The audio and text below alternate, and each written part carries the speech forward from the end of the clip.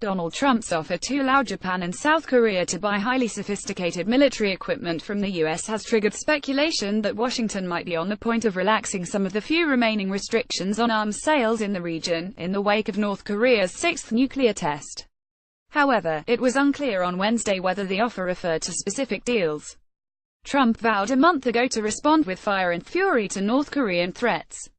But after a huge underground blast which Pyongyang claimed was of a two-stage thermonuclear warhead, the president put the onus principally on China to rein in North Korea. The U.S. has drafted a United Nations Security Council resolution that would impose an oil embargo, but Russia has warned such a move would be premature. After a telephone conversation with Xi Jinping on Wednesday, Trump said the Chinese president would like to do something. "We'll see whether or not he can do it," Trump told reporters. "But we will not be putting up with what's happening in North Korea. I believe that President Xi agrees with me 100%.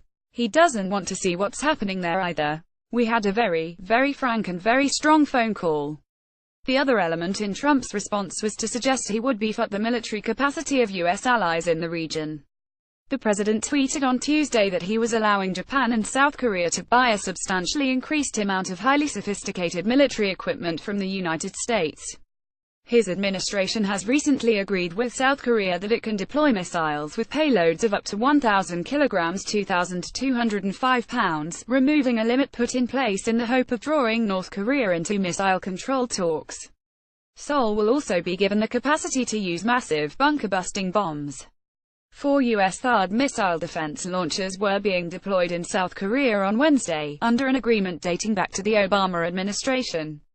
Japan is also building up its military, especially its missile defense systems, but there was no immediate confirmation that any limit on U.S. arms exports to Tokyo had been lifted in recent days.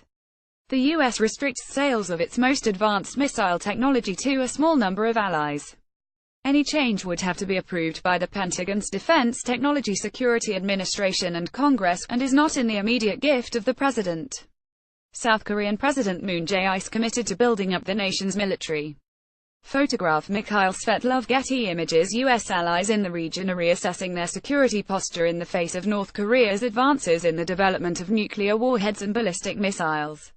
The government of Shinzo Abe is considering whether Japan should acquire offensive strike capability for the first time since the Second World War, reinterpreting constitutional limits on the acquisition of offensive weapons. The South Korean government of President Moon Jae-in is committed to building up its military until it is able to take over operational control of its forces in wartime from the current U.S. Joint Command. That would require a significant boost in satellite communication systems. Seoul has expressed interest in a long-range precision air-to-ground missile called JASSM, but has been rebuffed by Washington. According to Reuters, Tokyo has asked for a powerful new radar, the SPY-6, that would boost the effectiveness of a land-based Aegis ballistic missile defense system it plans to install in the next few years. So far its requests have been turned down. "If we sell those kind of systems, then we'll know that the Trump tweet meant something," said James Schaff, a senior fellow in the Asia program of the Carnegie Endowment for International Peace. The Pentagon said Defense Secretary James Mattis called his Japanese counterpart Itsunori Onodera on Wednesday and underscored that the U.S. commitment to defend Japan, including the U.S. extended deterrence commitment, remains ironclad. The Pentagon statement said Mattis also underscored the United States would work with Japan to enhance its ballistic missile defense capabilities. It was not immediately clear if the SPY-6 radar system was discussed.